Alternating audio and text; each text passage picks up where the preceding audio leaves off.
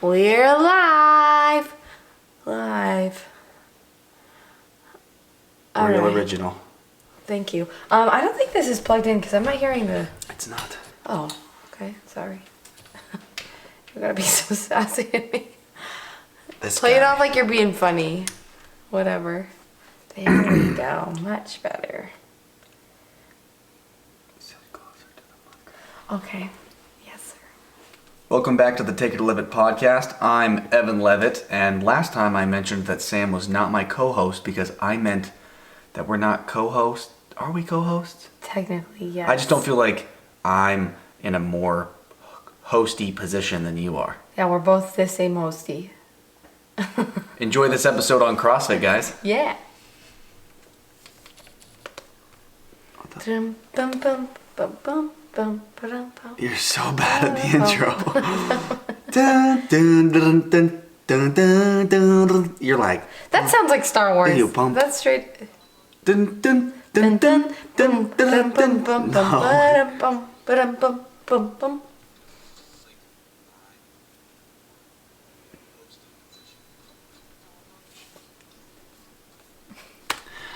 Hosty toasties. Alrighty then. 3, 2, get close to the microphone. This episode is all about... What was that? I had to swallow. Yeah, swallow before we start recording. You're lucky I did it in the wrong spot. This is Sam. This is the podcast where we... This video is going to be 25 minutes long. Not if the episode's 15. Ready? 3. Close to the microphone. 2. This episode... What is wrong with you? And you didn't... You messed Well, it up stop again. doing the swallow. My throat gets dry sometimes. Swallow now. 3, 2... Why are you swallowing again? That was from the swallow you just told me to. I was laughing so I couldn't finish it. I'm so glad this video is here. Else Yeah. you'd be so mad at me. Are you ready? Yeah. Look how close I am to the 3, mic. 2... Why are you about to swallow? I'm not. 3, 2... This episode is all about CrossFit. We figured we'd do an episode on this because it's a popular topic and it's a good thing that Evan could do some average Joe research on, and I know that there's a little bit of scientific research that I could do on the topic as well. Yeah, it's one of those exercises that's gained a lot of traction in the past couple years. You see a lot of people calling it like the best workout you can do because it's all around. There's all these different options. It's very versatile. You actually see a lot of professional athlete CrossFitters. I guess it's very competition based. From the research I was doing, a lot of people push themselves to obviously be better, which is kind of exercise in general, but they push themselves to the limits and then do it in a competition format where there is powerlifting competitions, but I feel like CrossFit is more of the organized type sporty vibe going for it. What year did CrossFit begin, Evan? 2015. Oh shit, I don't know. I didn't look up what year it started in 1995. That's what I said, my birth year. And mine too. No. Yes. No. And the first WOD, or workout of the day, was posted on the internet in 2001. And that was when... 6 whole years later. And there's over 10,000 CrossFit affiliate gyms around the world. CrossFit is the idea of exercising your body in multiple different ways, not just doing a dumbbell, or it's getting your whole body activated in a full range of motion to activate different parts of your body. It's like cross training on steroids because it's trying to take the best of all the sports to make the ultimate athlete. Which actually is kind of interesting because when you take all the accumulation of all the different sports, you're missing a lot of things for it because you're just doing exercise. I think one of the interesting things I did with my research in the Average Joe research was I looked up on the internet, why is CrossFit good and why is CrossFit bad? Now, when I did that, both search sentences came up with why CrossFit is bad. There's a huge, I guess you could call it, market that is going against CrossFit for a number of reasons. We'll dive into that in the episode, but I thought it was very interesting that when I looked up CrossFit in general, it was like, why CrossFit's bad. CrossFit is way overrated. People who do CrossFit are dumb. I was like, whoa, a lot of hate towards CrossFit. And then I looked up. And it's like strong hate too. It wasn't just like, oh, don't do CrossFit. Like, it's dumb. It's literally like, I don't care. People who do CrossFit are stupid. I was like, whoa, these are some bold statements. Bold claims. But I thought it was extremely interesting because why is CrossFit? I thought it was extremely interesting because I typed in, why is CrossFit good? And I got just the same. Why CrossFit is bad, why CrossFit isn't good for you, all these things where I was like, this isn't even what I searched. There were a very few videos on why CrossFit was, oh, it's the best thing you could ever do, yada, yada, yada. But I think the majority of all the things I looked up stated as to why it was really horrible. So one of the things that I found in a research article, it referenced a ton of Greg Glassman. Oh man, my buddy Greg. He's the guy. He's the guy that started CrossFit. So not my buddy Greg. It says, I don't want to get hated by that. I'm glad you know who you're talking about when you say they're your good buddy. So Glassman and colleagues recommend the participation in constantly varied, high-intensity functional movement. That sounds great. Functional movements are described as multi-joint movements that are performed using a wave of contractions from the core to the extremities. This training program attempts to optimize physical competence in 10 fitness domains, including cardiovascular and respiratory endurance, stamina, strength, flexibility, power, speed, coordination, agility, balance, and accuracy. That is cited, by the way, guys. That is a cited source that Sam just read to you. Well, so I got it from an article, and they cited it. So while it looks cited on my iPad, it's not because I cited it specifically. I'm not that cool. So basically, the purpose or intent of CrossFit is to make, like I said, the ultimate athlete in the sense that they're well-rounded. A lot of CrossFit also focuses on metabolic conditioning or like Metcons. It's not the only type of workout they do. They'll do EMOM, so like every minute on the minute. A Metcon is where you're basically just like killing yourself, going on hardcore in a cardio movement and a strength movement, I believe. Don't quote me on that. And then they also do other types of workouts where it's like all out, brawl out. Yeah, and hardcore. I think this is where a lot of the negativity comes when it comes to talking about CrossFit, or the videos I watched when they talked about CrossFit. A lot of it was Joe Rogan. He interviewed a lot of like MMA fighters and people who exercise, who are all, I guess you could say. He interviewed a postal man.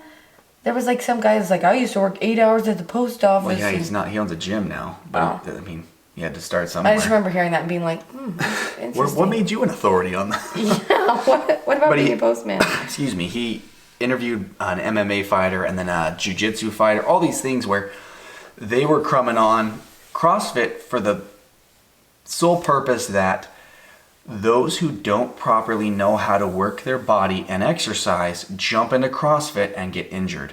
That's, I think, the biggest thing with CrossFit. It's high range of motion. It's a lot of activity. It's a lot of weight. It's a lot of exercise. It's extremely difficult, and it pushes you to your limit. And that's its goal. Yep, but the people who aren't educated, 1, in health, 2, in exercise, and 3, with their own body, really do a lot of damage, which is where all this hate, I think, is coming from, because it was a huge push of like, go do CrossFit. There's these CrossFit gyms here. Go there. Let's all do the best we can and push each other. And people were just destroying their bodies because they weren't mentally or physically or even educationally prepared for what CrossFit really entails. Yeah, so a lot of the research I have done in the past and I did today, I have found that in terms of injury is increased the most when a trainer is not present. So boom, when you're trying to do it alone. So if somebody's like not being properly monitored or doesn't listen to the trainer, that's usually when injuries happen. Now, I or Evan have never been to a CrossFit workout. So I think that should be noted by the listeners. Know that we're saying this. I've done CrossFit like things. Yeah, me too. But I've never been to a genuine CrossFit gym. Yeah, no. A box? Yeah, they call it a box at I've your never box. been to a gym. Never been to a CrossFit I'm gym. not calling it no box. So basically, if you go, don't be dumb and listen to the trainers. Yeah, I mean, be humble. Yeah, they're not going to hurt you. And I think that there are positives to both sides. What? There could be trainers that push people too hard. I wouldn't make that claim. That's true. I can't speak for other trainers. I would hope that their intent wouldn't be to hurt you. So maybe don't put like all your 100% trust in them, but at least listen to them. Yeah. I can't remember. Oh, I was going to say that there are good and bad sides to CrossFit. I think in everything, we always talk about this. It's like the balance and everything. We watched, do you remember when we watched those ladies compete? And yeah. That was a cool video. There was the not CrossFitter, there was the power lifter, there was the I'm a bodybuilder woman, and then there was the CrossFitter. And then there was just like the newbie. It was Olympic lifter, power lifter, bodybuilder, and said all those CrossFitter. things. But you said one of them was a not CrossFitter. That's literally all you She's said. like the newbie lady. No, she was a power lifter. The newbie, and she was new to everything. Yeah, she hadn't done anything else. Oh yeah, she hadn't even played a sport in her whole life. So, and I can't remember who put it on. It's on YouTube, but I can't remember what it's called. I should have looked it up before this. Oh, good preparation, Sam. I know. Sorry, guys. I'm not as greatly prepared. Well, just kidding. I have awesome notes. The people in the video can see it. So, and Evan's reading his hands. This video showed 4 women over the course of 2 days doing like 16 different events. Anywhere from an Olympic lift, like a snatch. No, what was it? You're asking the wrong guy. Yeah, I can't remember what it was. I can't remember what it was. This isn't that great of a tangent. I feel like this is a good point. Okay, so no one knows what a snatch is. Okay, well, anyways. Basically, they did tons of different things. They tag teamed what each other does. Well, so they did they all did each other's events, but then they also did some sport stuff. The girl who did the best was the CrossFitter, because CrossFit focuses on both strength and stamina, like we read earlier in that definition.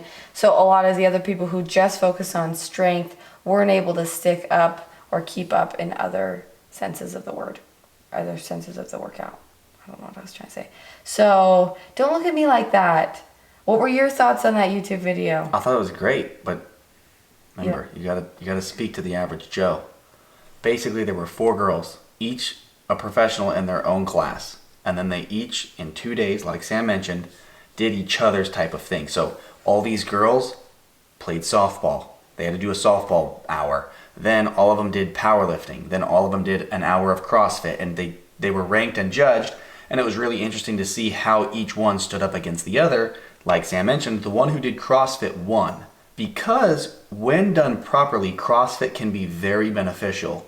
When done carefully as well, it can produce great results. But the challenge is being able to know, being able to be humble enough to know or listen to when someone's telling you to do something or to not do something. Yeah. We always state that exercise is key. If you're not moving, any moving is going to be good. Even if you get up and you walk up the stairs 10 or 15 times, up and down, that's going to be 10 times better than not moving. So if you've never worked out and you want to get into CrossFit, go for it. Be mindful that you've never worked out before. Be mindful that CrossFit is really high intensity and that you might push yourself to injury, but know your limits. Listen to your trainer. Listen to your body. That's going to be the biggest key, and I think that's where CrossFit gets all of its hate. Now, by all means, I myself, and I don't know if I can speak for Sam, but I'm pretty sure I can, I'm not an advocate for CrossFit. I wouldn't say, let's start with CrossFit. I would say, let's start with the small incremental steps, like we always mention, is building the habits for exercise, and once you master certain elements, then moving on. I watched using it as part of a progression. I watched a video of one of the guys talking about CrossFit. He was hating on it like super intense. Was it the guy that was doing everything? All the tattoos and whatnot. Like a 30-second pull-up? Yeah. That was wild. Basically, he believes in exercise. I'm sure he's a trainer, but all these things. And he was like, you don't need CrossFit to prove that you're a great athlete.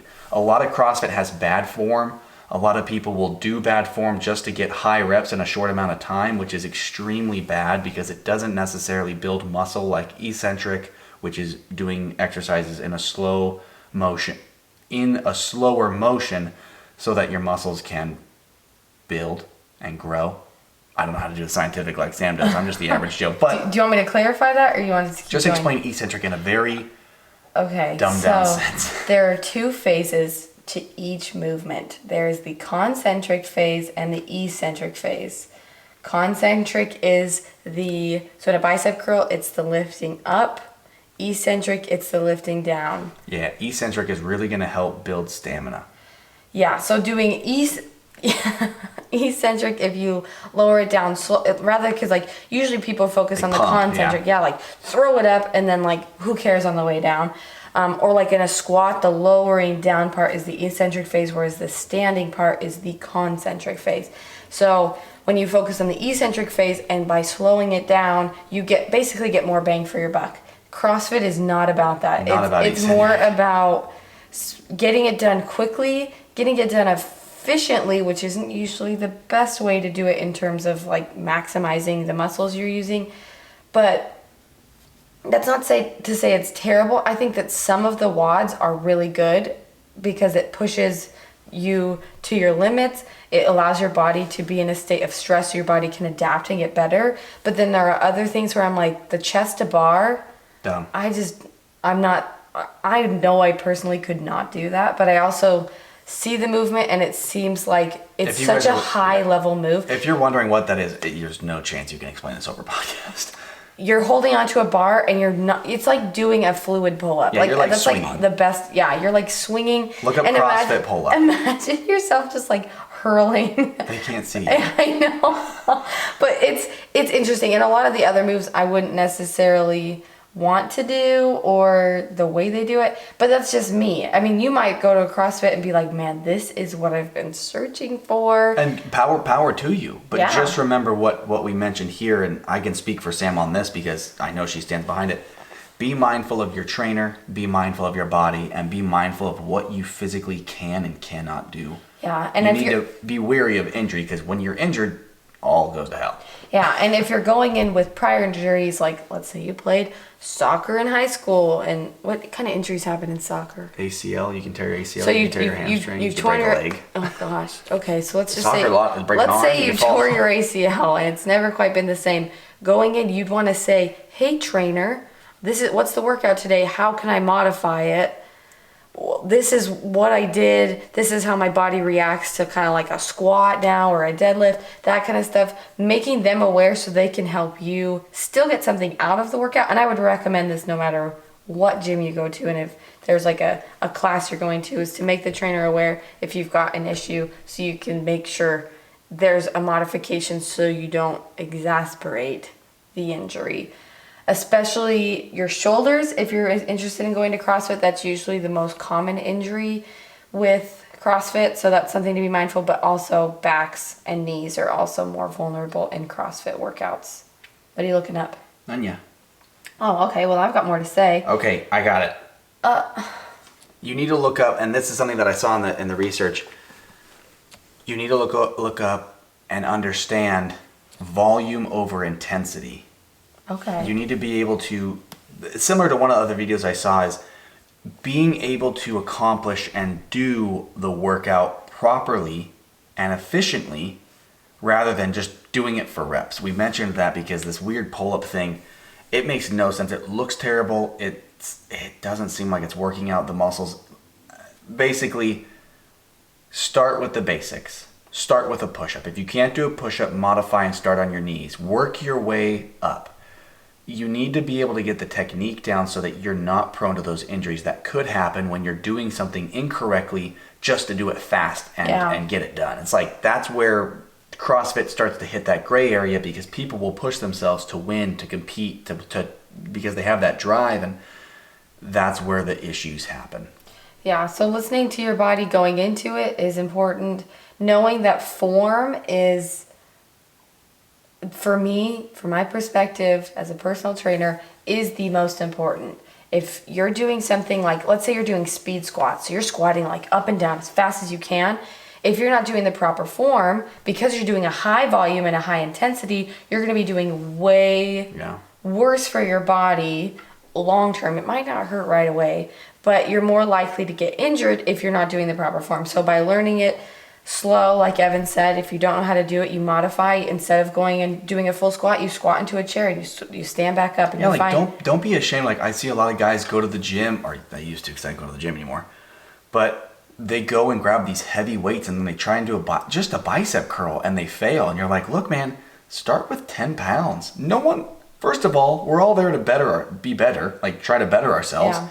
Who cares what other people, oh, that guy can only lift 10 pounds. Who knows? You might be on a rest day. You might be trying to work on your technique, your physique, your form. You would be working on your physique, your form. But if you can't properly lift a 10 pound, then you are definitely not able to properly lift 30 pounds. And you're not serving your body by doing something cuckoo. Because you could end up doing more damage in the long run. It might not be, oh, I tore my bicep doing a wrong curl. Oh gosh, have you ever watched a video of somebody tearing a bicep? It is the most horrific thing ever. No. But you've got to understand that you could be lifting wrong in a year. That's when the issue really starts to present itself, when you start to increase that weight because your form was wrong all that time.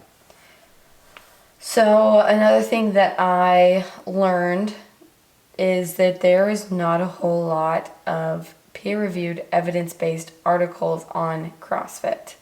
There are plenty of like researchy studies that have been done, but they haven't been done in such a way where they can be deemed as like the highest quality of research. So know that there's just not a whole lot of evidence out there whether or not it's good or not. What I did find was a meta-analysis, which is when they take a ton of peer-reviewed articles and they analyze them all at once and then write a paper on them. So those are usually like the stalwart, the best type of research you can find. So even that one said CrossFit, we couldn't conclude whether it was good or bad. It's just that there's not enough evidence for us to decide. I think there's pros and cons, like we've said, but ultimately there's not enough to conclude, oh, CrossFit is the best of the best or CrossFit is the worst of the worst. The biggest things to take from this episode, guys, is exercise is good. And these comments we've made go for any form of exercise, even if it's not CrossFit. If you dive into the gym and you just start going ham and you don't know what you're doing really, but if I lift a weight, it's going to build muscle, you're like, okay, yeah, but you could do more damage. Doing exercise is better than not doing exercise, but be mindful of your body, be mindful if you have a trainer, and be mindful of the education that you truly have behind working out. Everyone can walk. I believe that. It's one of those where we can all start somewhere. If you haven't done exercise in 10 years, maybe get up and take a walk every day. Then go from a walk to a jog to a run. You get the idea, but take away this. CrossFit isn't necessarily bad. You're going to see a lot of things if you start to do your own research that it isn't something bad, but it's because it's looked at in a bad light. I'm not an advocate for CrossFit, so you can hear it from someone who doesn't enjoy CrossFit that it's definitely better than not doing anything. So I think that's one of the biggest takeaways. If you enjoy it, awesome, keep going. We're not going to judge you. Just be mindful of your physical well-being and listen to your trainer. Yeah, and I would say if you're going for like, oh, I want to do CrossFit because CrossFit athletes are shredded. They're always so fit.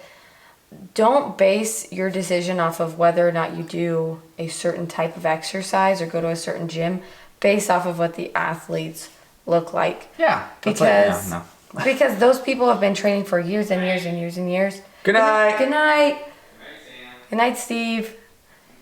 So we've been talking a lot about CrossFit. Anything else you want to say? No. All right. What was that? I can't remember what I was saying beforehand. What?